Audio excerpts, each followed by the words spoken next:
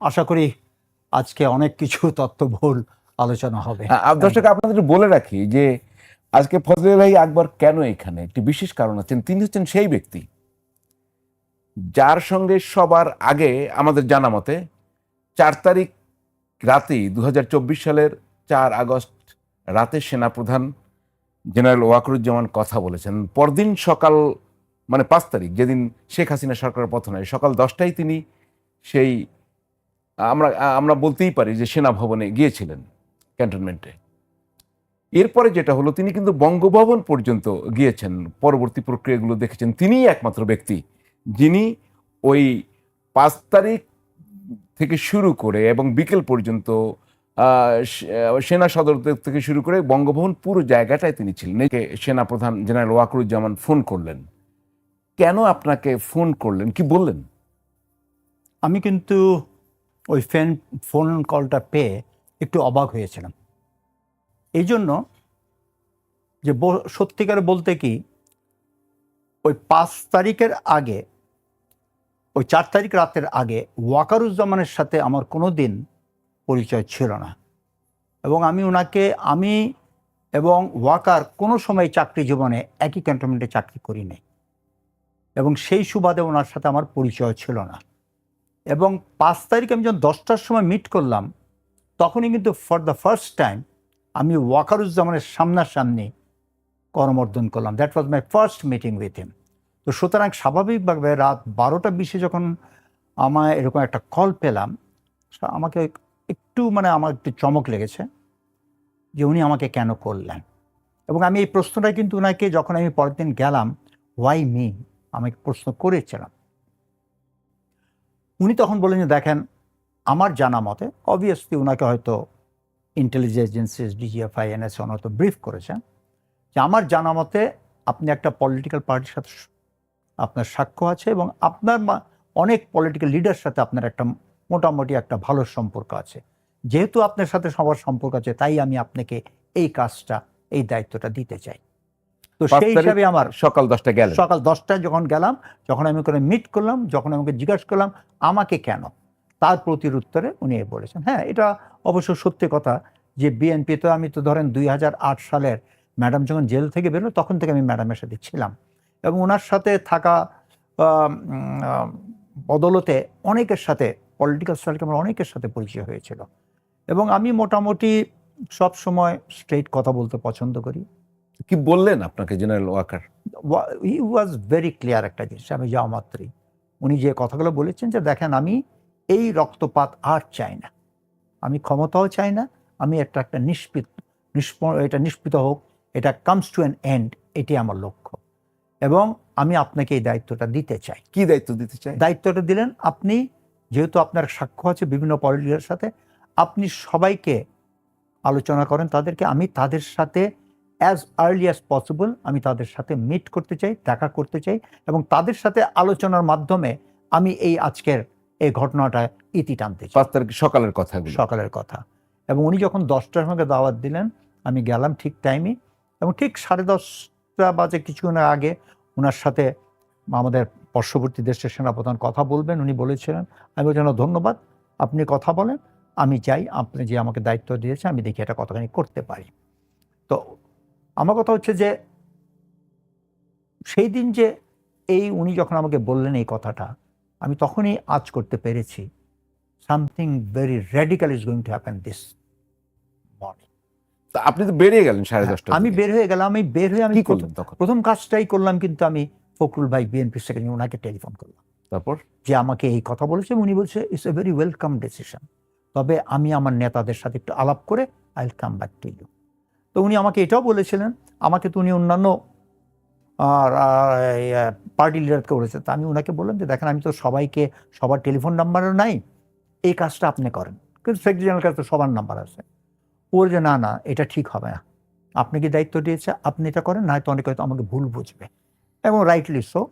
তো তখন এই নাম্বার দিয়ে আমি সবার সাথে যতজন, কার সাথে কথা বললেন আপনি? এটা কয়েকজনকে পেতে ঝামেলা হয়েছে, যেরকম মাহমুদুর রহমান মান্না একবার বলে দেশে, আর জন্য বিদেশে, জামাতের আমির পাওয়াই যায় না একজন, শফিকুর রহমান। হ্যাঁ, এটা হয়েছে তখনকার যে সিচুয়েশন পেয়েছিলেন তো শফিক সাহেব? হ্যাঁ পেয়েছি। বাট আমি ওনাকে ডাইরেক্ট কথা বলতে পারিনি। ওনার ক্লোজ একজন ধরে আছে, ঠিক আছে, উনি কাছে আসেন না। তখন যে অবস্থা, এটা স্বাভাবিকভাবেই সবাই খুব উত্তেজিত ছিল, বিচলিত, অনিশ্চয়তার মধ্যে ছিল। আসলে whether this are trap or real, এটা হওয়াটা স্বাভাবিক। তো তবে ওনারা সবাই রেসপন্ড করেছেন টাইমলি। তা আমি ওইটা বলি, কিন্তু আমি রাওয়াতে চলে গিয়েছিলাম, রাওয়া ক্লাবে একটা ওখানে গ্যাদারিং হওয়ার কথা, একটা প্রসেশন, ওখানে আমি ছোট্ট একটা বক্তব্য রেখেছি। আমি প্রসেশনের সাথে যোগ দিয়েছি এবং ওখানে আমরা ফ্যাসিস্ট রেজিমের যে তাদের দায়িত্ব ছাড়ুক, এটা নিয়ে আমরা স্লোগান এবং আন্দোলন করেছি। জি। তো ওখান থেকে ফিরে এসে, কারণ আমি, আপনি জানেন সেলফোন রাখাটা কিন্তু খুব ডেঞ্জারাস। জি। আমি আই ওয়াজ ভেরি কেয়ারফুল যে সেলফোনটা আমি ক্যারি করিনি, কেন আমাকে ট্র্যাক করবে। জি। তা আমি সেলফোনটা গাড়িতে রেখে গেছিলাম গলফ ক্লাবে। জি। তো ফিরে এসে দিকে এক গাদা কল, এবং সেই কলে একটা জিনিসই ছিল, যেই আমি রিং ব্যাক করলাম যে আপনাকে যে একটা দায়িত্ব দেওয়া হলো, ওনার পার্সোনাল স্টাফ অফিসে আপনাকে যে একটা দায়িত্ব, মানে সেনাপ্রধানের পার্সোনাল স্টাফ, যে এটা কি আপনি ওনাদের সাথে যোগাযোগ করতে পেরেছেন? সেনাপ্রধান ওনাদের সাথে কথা বলতে চাচ্ছে ইমিডিয়েটলি। জি। তা এবং এটাও বললো যে ওনাদেরকে যদি পারেন সবাইকে বলেন সেনাপ্রধানের অফিসে চলে আসতে। জি। তো এবং ওনারা যদি কোথাও আটকে যায়, কোথায় আটকে গেছে বললে আমরা যে ওনাকে ওখান থেকে তুলে নিয়ে আসবো। তা আমি এই মুহূর্তে সবাইকে জানালাম, এবং সবাই। আপনাকে মনে পড়ে আপনি কতজনকে সেনা সদর দপ্তরে যেতে বললেন, মোটামুটি যদি নামগুলো বলতে পারেন? মেইন যেগুলো পার্টি যেগুলো আছে, বড় বড় ছোট ছোট যেগুলো ইসলামিক ছোটখাটো পার্টি ছিল, ওইটা কিন্তু আমি বলিনি। ওটা প্রবাবলি আমার যেটা মনে হয় ওগুলা ডিজিএফআই করেছে।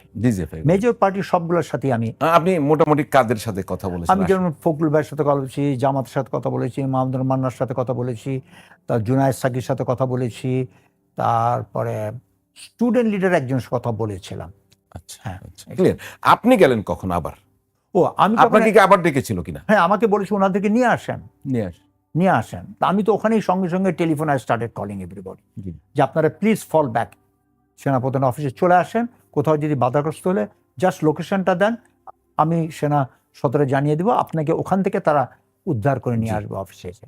তো যখন অফিসে গেলাম, অলরেডি বাই দেন আমি তারপর একটু বাসায় যেয়ে তাড়াতাড়ি কাপড়টা বদলে, কেন একটা মিটিংয়ে ছিলাম, নামাজটা পড়ি আমি চলে আসতাম। কয়টা দিয়ে গেলেন আবার সেনা সদর? আমি বাই 1:30 I was there। 1:30 গিয়ে কি দেখলেন? গিয়ে দেখলাম ওখানে অলরেডি জামাতের আমির ছিল না, জাতীয় পার্টির আনিস ভাই আর জিএম কাদের অলরেডি ছিল, ইসলামিক পার্টির কয়েকজন ছিল, ফখরুল ভাই আর আমি যাওয়া মাত্রই মির্জা আব্বাস ওনারা আসলেন। মোটামুটি দ্য গ্যাদারিং ওয়াজ। শফিকুর রহমান সাহেব কখন আসলেন? শফিকুর রহমান একটু পরে আসছেন, একটু পরে 1:30 দিয়ে গেলেন। দেন সেনাপ্রধান কি করলেন? আচ্ছা, সেনাপ্রধান এক সাইডে বসেছিলেন এবং ইউ ফরমেশনের সবাই বসাচ্ছে, এবং কিছু নাস্তা উনি আপ্যায়ন করলেন। ঠিক আমার মনে হয় অ্যাজ ফার অ্যাজ একটা টাইমটা আপনি একটু চেক ব্যাক করে দেখেন, 1:45 হবে। জি। যখন উনি বললেন আমি এই মাত্র খবর পেয়েছি আমাদের প্রধানমন্ত্রী দেশ ছেড়ে চলে গেছে, তার মানে উনি খবরটা রিসিভ করি উনি সবাইকে এটা জানালেন, এবং এটাও বললেন যে আমাদের এই মুহূর্তে আপনাদের সবার সহযোগিতা কাম্য, আমাদের একটা সরকার গঠন করতে হবে, এবং এ নিয়ে আমাদের আপনাদের সবার সাথে আলোচনা করে এটা করব। এই বলে উনি বললেন আমি একটু অফিসের বাইরে যাচ্ছি, এবং জাতিকে দেশকে সবাইকে অবহিত করার জন্য বর্তমান পরিস্থিতি, এবং বাকি দুই সেনা নেভি চিফ, এয়ার চিফও সাথে ছিলেন, ওনারাও কিন্তু ইউনিফর্মে রয়েছে। তো ওনারা তিনজনই বের হয়ে, আপনারা সেটা টিভিতে দেখেছেন, যে he made the announcement that the prime minister is no more. এইটা বলা পরে উনি আবার রুমে ফেরত আসলেন। ফেরত এসে বললেন যে দেখেন উনি চলে গেছেন, আমাকে এখন মহামান্য রাষ্ট্রপতির কাছে যেতে হবে এবং ওনার সাথে আলোচনা করে পরবর্তী একটা সরকার গঠনের প্রক্রিয়া শুরু করতে হবে। এবং এই সাথে উনি এটাও আবেদন করলেন আপনারা আমার সাথে গেলে জিনিসটা খুব ভালো হয়। আমি তাহলে আমি ওই পার্টে যাব, তার আগে আরেকটু যে আপনি তো পলিটিক্যাল লিডারদের নাম বললেন, এছাড়া নন পলিটিক্যাল কেউ ছিল না? ডক্টর আসিফ নজরুল ছিলেন, উনি তো মোরলেস হি ওয়াজ দেয়ার, এবং উনি ওই অফিসে দাঁড়িয়েই একটা আবার কিন্তু স্ট্যাটাস দিলেন, লাইভ স্ট্যাটাস। জি, আমাদের সামনেই স্ট্যাটাস দিয়েছিলেন, এই মুহূর্তে আমরা একটা বড় কিছু ঘটতে যাচ্ছে এবং আশা করি কিছুক্ষণের মধ্যে তোমরা সবাই খবর পাবা। আরেকটি বিষয়, কোনো স্টুডেন্ট লিডার বা সমন্বয়ক বা যারা আন্দোলন হয়েছে তারা কেউ কি ওখানে নো, কি করে? ওই চিফের অফিসে নো স্টুডেন্ট লিডার ওয়াজ দেয়ার। এবং শুধু সেখানে নয়, আমরা যখন বঙ্গভবনে পরে গেলাম, যখন রাষ্ট্রপতির সাথে আমরা যখন আলোচনা করছিলাম, তখনই কিন্তু কোনো স্টুডেন্ট লিডার ছিল না। শেষের দিকে 2জন স্টুডেন্ট লিডার আসলো, যাদেরকে আসিফ নজরুল বলেছে। কারণ আমি যেখানে বসছি আমার পাশে এক সাইডে ছিল মনে চরমনাই, বঙ্গভবনের কথা বলছেন? বঙ্গভবনে, জি। তারপরে আসিফ নজরুল, তারপর জুনায়েদ, এবং তখনই বললেন যে আমরা স্টুডেন্টদেরকে আসতে বলেছি।